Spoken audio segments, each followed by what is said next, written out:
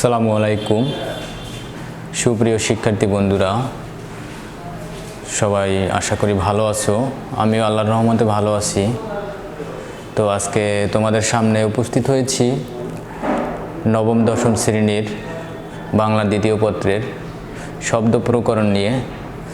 তো শব্দ প্রকরণ নিয়ে এর পূর্বের একটি পাঠে আমরা আলোচনা করেছি শব্দের সংজ্ঞা, শব্দের প্রকারভেদ সম্পর্কে।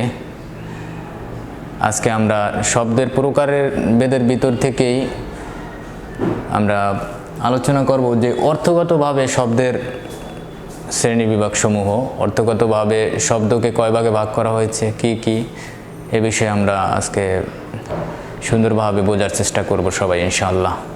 তো শুরু করতে যাচ্ছি। অর্থগতভাবে শব্দকে তিন ভাগে ভাগ করা হয়েছে। তো আমরা বোর্ডে একটু লিখি। অর্থগতভাবে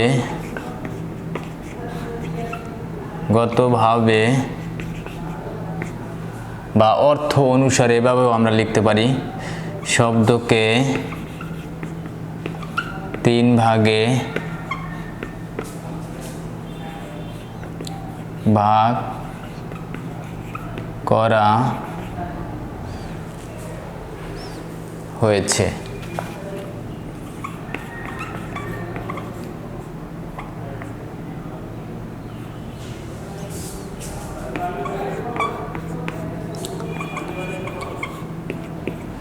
তাহলে আমরা লিখলাম যে অর্থগতভাবে শব্দকে তিন ভাগে ভাগ করা হয়েছে, যথা এক নম্বরে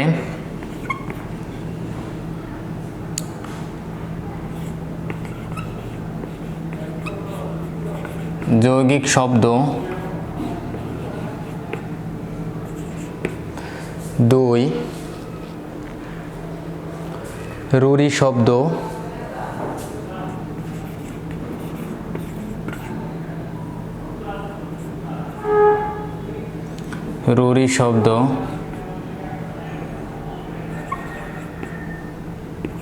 তিন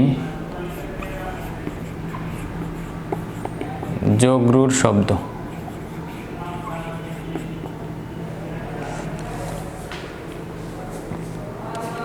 তো বন্ধুরা, আমরা যা জানলাম যে অর্থগতভাবে শব্দকে কয় ভাগে ভাগ করা হয়েছে। অর্থগতভাবে শব্দকে তিন ভাগে ভাগ করা হয়েছে। কি কি? যৌগিক শব্দ, রূঢ় বা রূঢ়ি শব্দ, যোগরূঢ় শব্দ,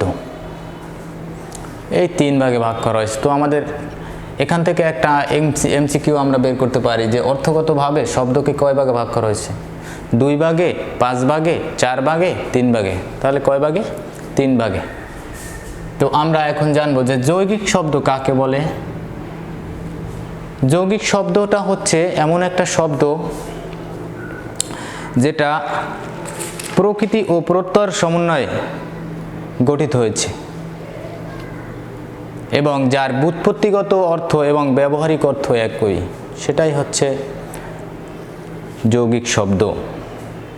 তো আমরা আরেকটু পরিষ্কারভাবে বুঝে নেই যে যে সকল শব্দের ব্যুৎপত্তিগত অর্থ ও ব্যবহারিক অর্থ একই রকম এবং যেটা প্রকৃতি ও প্রত্যয়ের সমন্বয়ে গঠিত হয়েছে তাকে আমরা যৌগিক শব্দ বলি বা তাকে যৌগিক শব্দ বলা হয়। যেমন উদাহরণ দিলে সহজেই বোঝা যায়। যেমন যৌগিক শব্দের উদাহরণ, যেমন গায়ক লিখলাম, গায়ক সমান সমান গই যোগ নক। এখন আমরা সংজ্ঞার সাথে উদাহরণের মিল করব যে ঠিক আছে কিনা।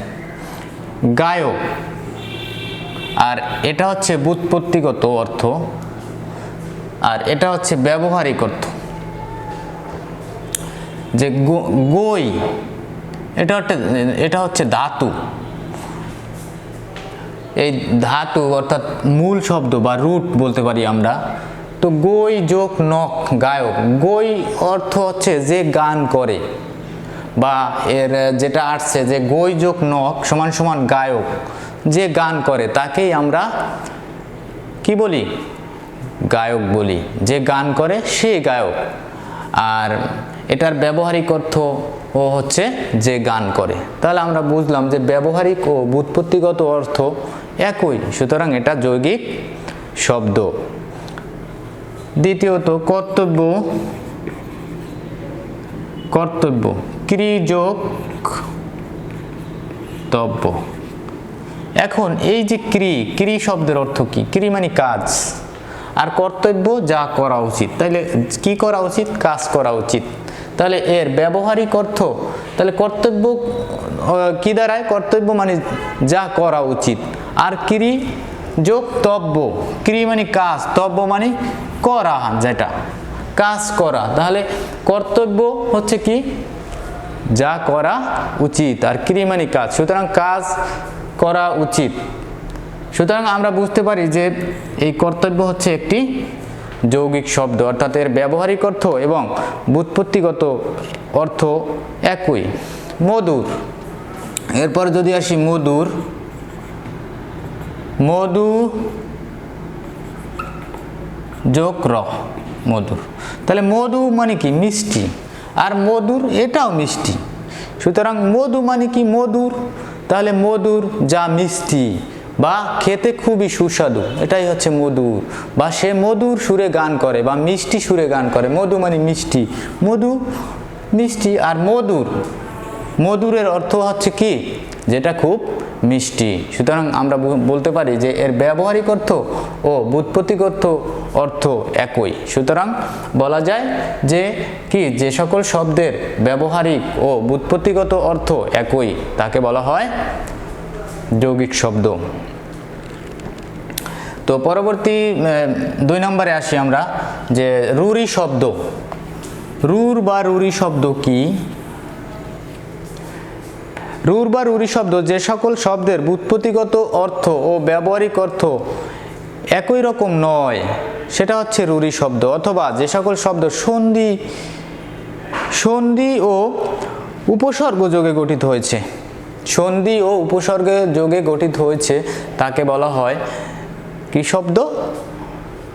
রুরি শব্দ। রুর বা রুরি শব্দ যে সকল শব্দের ব্যবহারিক অর্থ ও ব্যুৎপত্তিগত অর্থ একই নয় এবং এটা সন্ধি ও উপসর্গের সমন্বয়ে গঠিত হয়েছে, তাকে বলা হয় রুর বা রুরি শব্দ। আমরা এভাবেও সংজ্ঞায়িত করতে পারি সহজ ভাষায়, যে যে সকল শব্দ সন্ধি ও উপসর্গের সমন্বয়ে গঠিত হয়েছে সেটা হচ্ছে রুর বা রুরি শব্দ।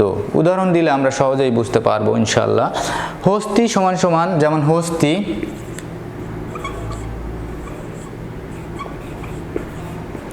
হস্তি, হস্ত যোগ ইন। তো হস্তি, এখানে এই হস্ত যার হাত আছে তাকে বোঝানো হয়েছে। আর এখানে ব্যবহারিক অর্থটা হচ্ছে, এখানে যে শব্দটা হয়েছে যে হস্তি, এটা একটা প্রাণীকে বোঝানো হয়েছে। সুতরাং এটার যে ব্যুৎপত্তিগত অর্থ এবং ব্যবহারিক অর্থ এটা কিন্তু সম্পূর্ণই আলাদা। সুতরাং এটাকে কি শব্দ বলা যায়? রুর বা রুরি শব্দ। আমরা সংজ্ঞায় পড়েছি, যে সকল শব্দের ব্যুৎপত্তিগত অর্থ ও ব্যবহারিক অর্থ এক নয়, সন্ধি ও উপসর্গের সমন্বয়ে গঠিত হয়েছে, তাকে বলা হয় রুর বা রুরি শব্দ। এরপরে যেমন গবেষণা, গবেষণা, গো যোগ এসোনা, এসোনা। তাহলে গো যোগ এসোনা, এখানে গো যোগ এসোনা শব্দের অর্থ দাঁড়ায় গো দ্বারা গরু, এসোনা মানে খোঁজা। তাহলে গো যোগ এসোনা, এর উৎপত্তিটা দাঁড়ায় কি? এর ব্যুৎপত্তিটা দাঁড়ায় কি, বা উৎপত্তি কি দাঁড়ায়? গরু খোঁজা। আর এখানে হয়েছে কি? দুটো মিলে উৎপত্তি ব্যবহারিক অর্থ গবেষণা, অর্থাৎ কোনো বিষয় নিয়ে গবেষণা করা, কোনো বিষয় নিয়ে ভাবা বা চিন্তা করা। সুতরাং ব্যুৎপত্তিগত অর্থ এবং ব্যবহারিক অর্থ একই নয়, এজন্য এটাকে আমরা কি শব্দ বলতে পারি? রুর বা রুরি শব্দ। আমরা সংজ্ঞায় আগেই পড়েছি যে যে সকল শব্দের ব্যবহারিক ও ব্যুৎপত্তিগত অর্থ এক নয়, আলাদা, তাকে বলা হয় কি? রুর বা রুরি শব্দ। যেমন নেক্সট, এরপরে আর একটা উদাহরণ, বাঁশি, বাঁশ যোগ ই। তো বাঁশি, বাঁশি এই বাঁশ যোগ ই, অর্থাৎ এই বাঁশ দিয়ে আমরা শুধু একটা জিনিসকেই বানাতে পারি না, আরও বিভিন্ন ধরনের জিনিস বানানো যায় বা তৈরি করা যায়। যেমন বাঁশি দিয়ে বাঁশের তৈরি মাচা বানানো যায়, বাঁশি বানানো যায়, বাঁশের তৈরি বাঁশ দিয়ে আরও অনেক জিনিসপত্র বানানো যায়। আর এখানে ব্যবহারিক অর্থে এই বাঁশি বলতে শুধু যে বাঁশি দিয়ে বাঁশি বাজানো হয়, যেটা আমরা বাজাই বা বাদ্যযন্ত্রকে বোঝানো হয়েছে এই বাঁশি দ্বারা। সুতরাং আমরা বলতে পারি যে এর ব্যবহারিক অর্থ ও ব্যুৎপত্তিগত অর্থ আলাদা বা একরকম নয়। তাকেই আমরা কি বলতে পারি? রুর বা রুরি শব্দ।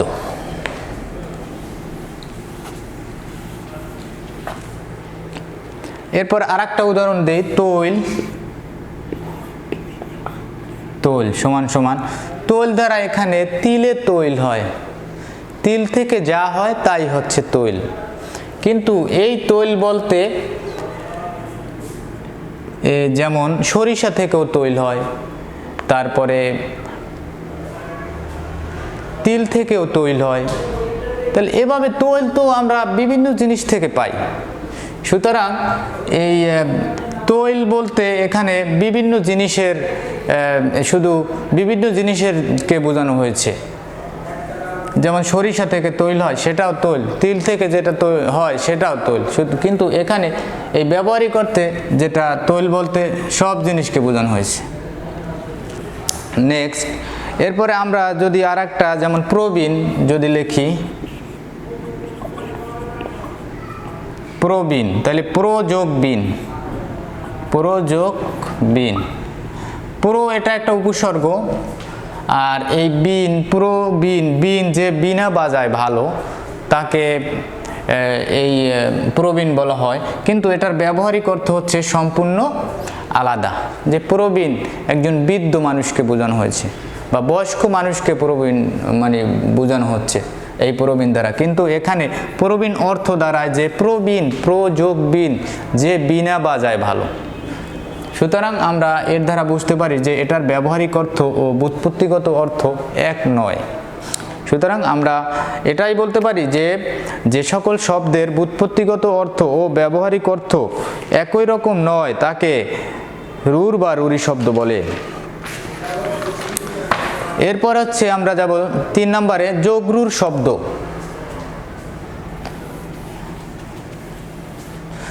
যোগরুর শব্দ হচ্ছে কি? সমাজ যোগে গঠিত শব্দকেই মূলত যোগরুর শব্দ বলা হয়। সমাস যোগে গঠিত শব্দকেই যোগরুর শব্দ বলা হয়। অথবা সমাস নিষ্পন্ন যেসব শব্দ পূর্ণভাবে সমাসসমান পদসমূহের অর্থকে না বুঝিয়ে অন্য অর্থ বোঝায়। সমাসসমান পদসমূহের অর্থ না বুঝিয়ে অন্য কোনো বিশিষ্ট অর্থকে বোঝায়, সেটাই হচ্ছে যোগরুর শব্দ। যেমন আমি একটা উদাহরণ যদি দেই এখানে, যে জলদি,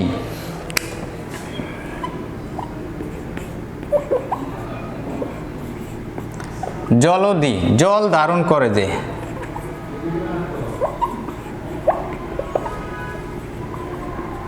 করে যে, তাহলে জলদি জল ধারণ করে যে, এখন বা জল রাখে যে, জল বহন করে যে। নদীতেও জল থাকে বা নদীও জল বহন করে, সমুদ্রও জল বহন করে, তারপরে খাল বিল এরাও জল বহন করে।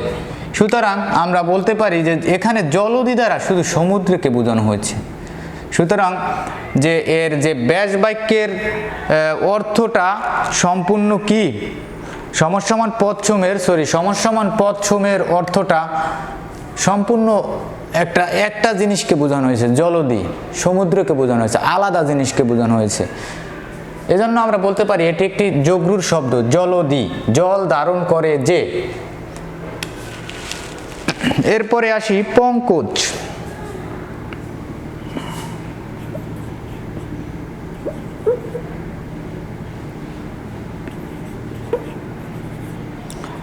পঙ্কজ, পঙ্কজ মানে কি? যে হচ্ছে পঙ্কে জন্মে যা, পঙ্কে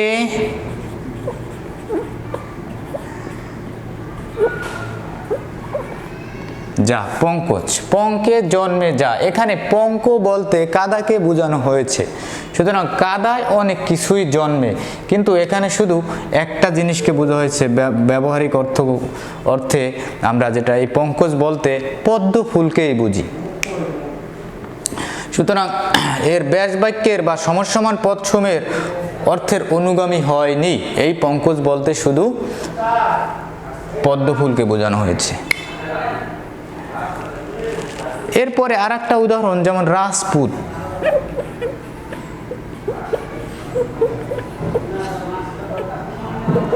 রাজপুত, রাজার পুত।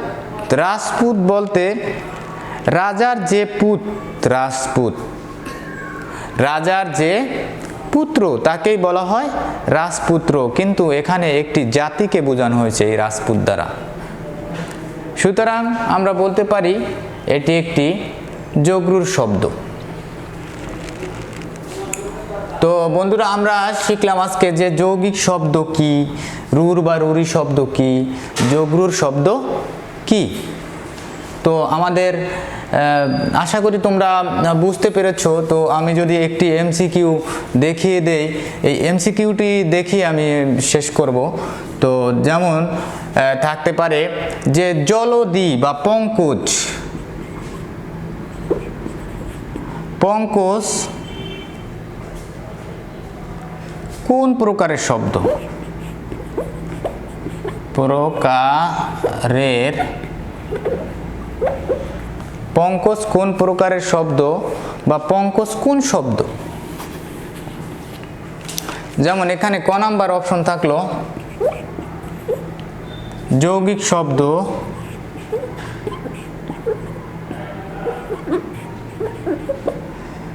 খ রূঢ়ী শব্দ,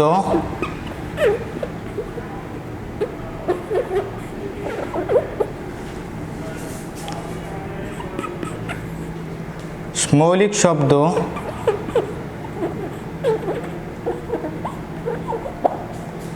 গ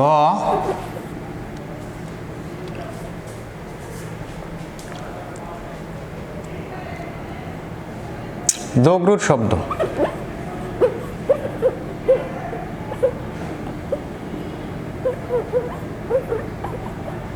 তো এখন আমরা উত্তর সহজেই বুঝতে পারি যে পঙ্কজ, পঙ্কে জন্মে যা। পঙ্ক মানে কাদা, তাই কাদায় তো অনেক কিছুই জন্মে, ধান জন্মে, পাট জন্মে, তারপরে সব কিছুই জন্মে, কিন্তু এখানে এই পঙ্কজ দ্বারা একটি ফুলকে বোঝানো হয়েছে, পদ্ম ফুলকে বোঝানো হয়েছে, পদ্মকে বোঝানো হয়েছে।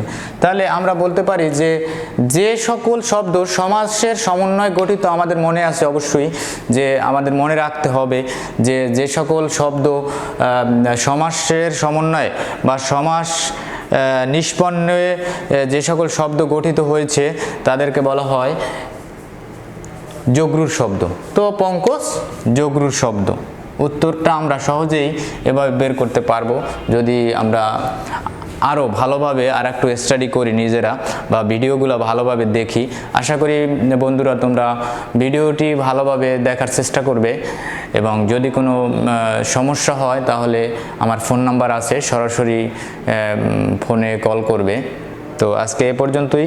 সকলের সুস্বাস্থ্য, সার্বিক মঙ্গল কামনা করে শেষ করছি। আসসালামু আলাইকুম ওয়া রাহমাতুল্লাহি ওয়া বারাকাতুহু।